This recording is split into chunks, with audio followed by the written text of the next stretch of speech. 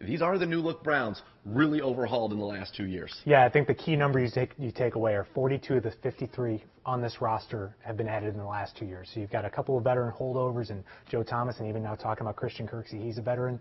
But just a lot of moves have been made to get this roster to where it is, and a lot of guys have added in the last year, both whether it be free agency or the draft, with having 20 players in the last 2 draft classes on this 53-man roster. All right, let's take a look at the 53-man roster now. We'll start with the specialists. Britton Colquitt back as the punter, Charlie Hewlett the long snapper, and the kicking competition won by the rookie Zane Gonzalez. I think it was a tight one, and I think talking to Hugh Jackson earlier today, he admitted that this could have gone either Absolutely. way. And I think it helps when you're the guy that gets drafted. I think that helps. It gives you a little bit of an advantage, but they were going to go objectively with this and evaluate it. I think 2 key things worked in Zane Gonzalez's favor. Both involves his big leg. Made the 53-yarder on Thursday with plenty to spare. Every time he had a kickoff and just blasted it out of the end zone. I think that's a big factor. That's a weapon. They didn't return a single one of his kicks, all of them pretty much out of the back of the end zone. And on that 53-yarder, it was windy in Chicago. I was on the field. Plenty of leg, a great kick. And even the one he missed in Tampa, the 55-yarder, was absolutely crushed. Could have been good for more than 60 yards. So it gives you a little bit of a weapon there. And again,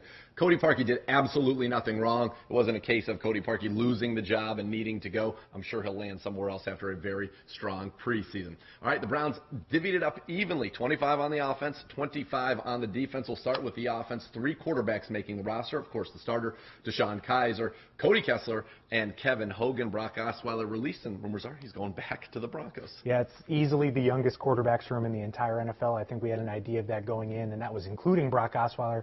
Now it's very young, and I think a lot of this had to do with Kevin Hogan playing his butt off in the last 2 preseason games. Yeah. I think he just played with a lot of confidence.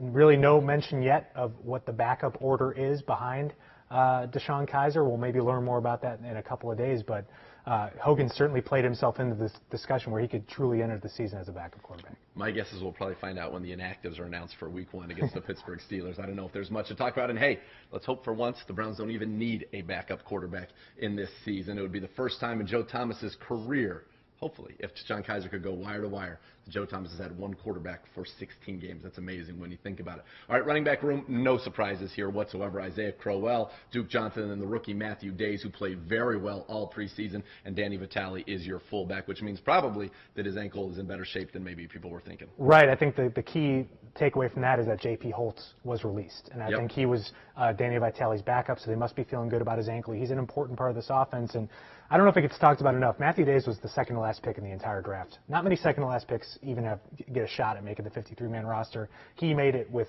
plenty to spare. I mean, he made it clear from the day he got here he had a spot that belonged, and it's going to be interesting to see how they use him. Is he going to be maybe more of a true backup and seeing Duke Johnson used more as a receiver, or is he really going to be the third back? Hey, he's a guy who's shown the ability to run the football. He's got a nice spin move. We've seen that, and he certainly can catch the football with some wiggle in the open field. And now you talked about Days, you talked about Zane Gonzalez, both 7th-round picks, both made this roster. 9 of the 10 Browns rookies made the team, the lone exception being Howard Wilson, who did not make the team, but he's on the physically unable to perform list with that knee injury that happened very early on in the offseason. Yeah, we'll see when he can come back, if he is going to come back at some point this season.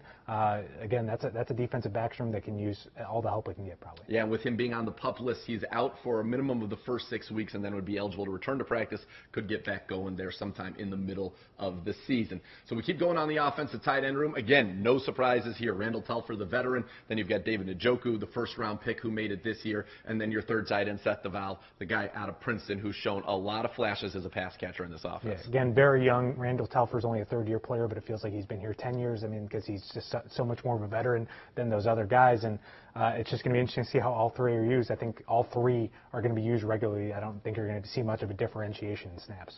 So for the offensive line, 10 guys on the roster right now. I would expect that will change significantly over the next 72 hours. And I'd say probably maybe not the biggest surprise. One of them certainly came in the offensive line room when John Greco was released. And I think if you go back to that Chicago game and you notice Marcus Martin was in street clothes hanging out with Joe Thomas the whole time, maybe we should have seen the writing on the wall. He would be that kind of center guard interior lineman. But for now, 10 guys are on this roster. You have your starters, obviously, Joe Thomas, Joe Bitonio, J.C. Treader, Kevin Zeitler, Sean Coleman. Then on the outside, Rod Johnson has made this team, and I'll get to you in a second on him. Zach Sterrett, the big 6'9" tackle on the team, for now. In the interior, you have Austin Ryder, who was the center, started against Washington last year, suffered an ACL injury in that game. The team was high on him. Marcus Martin, the former third-round pick of the 49ers out of USC, who has played center in the NFL and guard, and I think he's really, if you look for a reason why they decided John Greco isn't going to be here anymore, it's their comfort in Martin, who can fill that role as a center guard and is a younger player. And then, of course, Spencer Drango, last year's fifth-round pick, making the team as well. Yeah, Drango's got some tackle flexibility as well if you need that.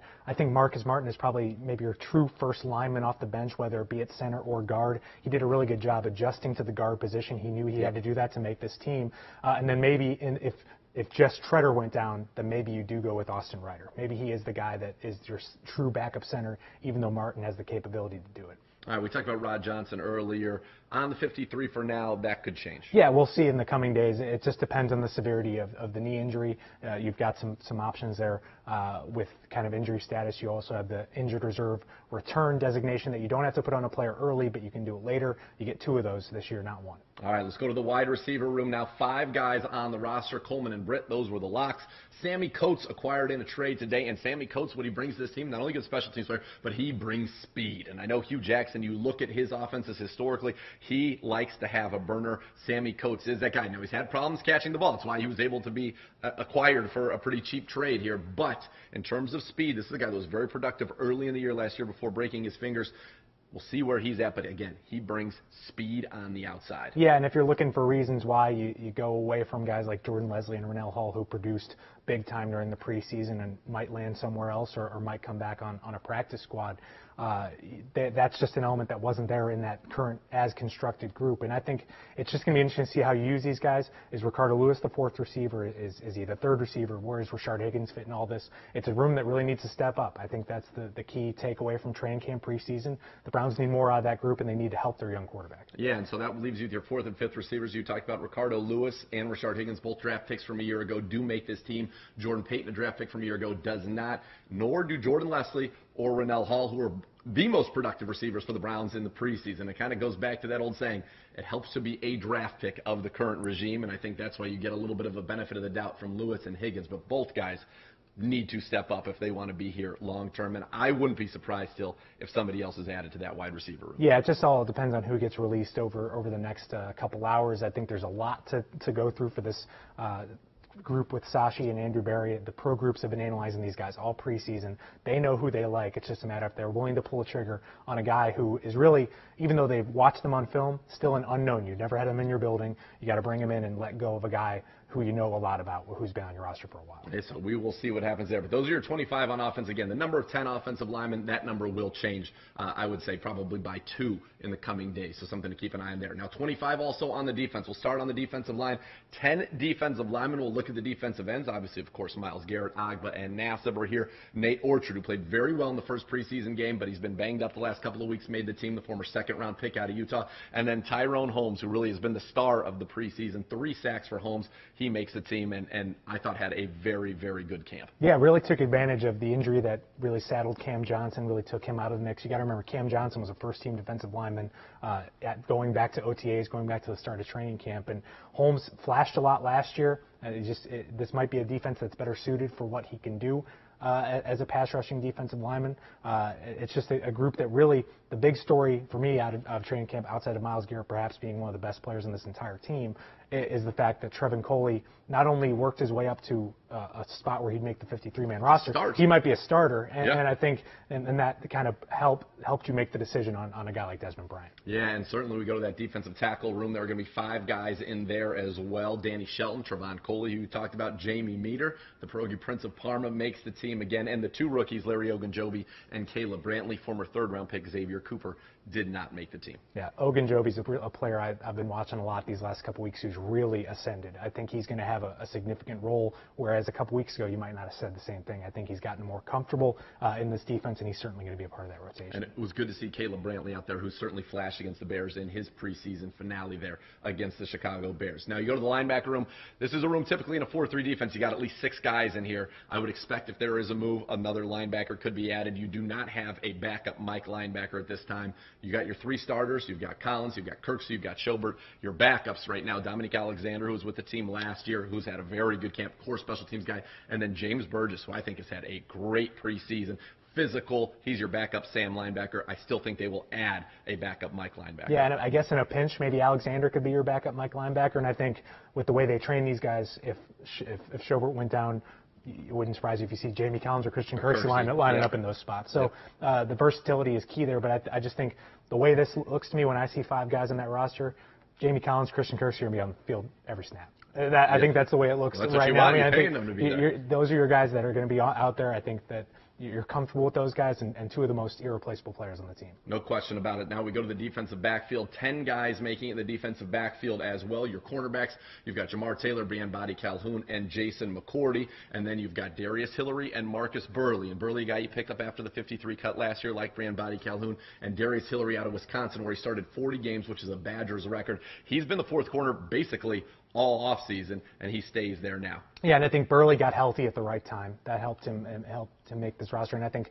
his ability on special teams helped him solidify a spot as well. It's just that they're going to be counting a lot on those guys. When you say goodbye to a guy like Joe Hayden, these guys need to step up. I think talking to Hugh Jackson earlier today, I think he made a specific point. He looks at Body Calhoun and saying he has real talent. I think that it's not, you don't look at how he was undrafted, how he was brought here via waivers. This is a real deal cornerback, and I think had a lot to do with allowing this front office to be comfortable releasing Joe Hayden. No question. Najee Murray, a guy that a lot of people liked. I wouldn't be surprised if he ends up back here on the practice squad if he clears waivers. Now, you went into the end of the preseason with 5 safeties basically on your roster. All 5 of them have made the team, and we're looking at your starters, Jabril Peppers and Derek Kindred. Ibrahim Campbell makes the team, as does Calvin Pryor, who was acquired in that trade, and I thought really came on as the preseason went on. Very good special teams guy, showed great physical guy in the run game, and then had that big safety in the last game. And then Kai Nakua, the undrafted free agent, he's the one that stands out, the undrafted free agent, to make the team from this year's undrafted class. The free safety out of BYU had 14 interceptions,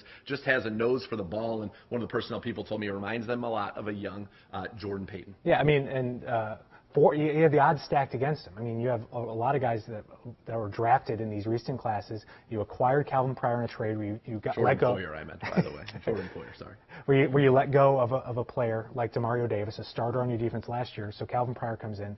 You look at Nakua, undrafted guy, he's like, oh, you're probably thinking he's going on the practice squad, but he made play after play and forced them to keep him on this team. And I think he is more of your true center fielder type safety, where a lot of these other guys are really physical, maybe lean toward in the box type guys. But as we've seen from Jabril Peppers, you can do it both. Yeah, he's doing it all. But I mean, Kindred was drafted to be a strong safety. Ibrahim Campbell was drafted to be a strong safety. Calvin Pryor was drafted to be a strong safety. And I bet Peppers initially maybe been drafted to be a strong safety. So Nakua has a unique skill set in that group. So that's the Browns 53 as of right now. From a procedural standpoint, Gribbs, everybody's announcing their cuts. The Browns will have first dibs on everybody who is waived. So those are players 3 years or less in the league. The veterans who were cut, the vested veterans, their contracts are quote-unquote terminated. Those guys are basically free agents at this point and can sign with any team. But for the waiver claims, the Browns get their first pick of anybody that they want, and that goes through noon tomorrow. Yeah, last year they made 5. 3 of them are still on the 53-man roster, in Tyrone Holmes, Brian Body Calhoun, and Marcus Burley. So these are important pickups. They might not be immediate starters or anything like that, but back end of the roster, special teams guys are important. And then obviously on the same day, you're settling your practice squad as well. Yep, and they will get that done at 1 o'clock tomorrow. For all the latest on that, keep it tuned to cleanbrowns.com and the Browns mobile app.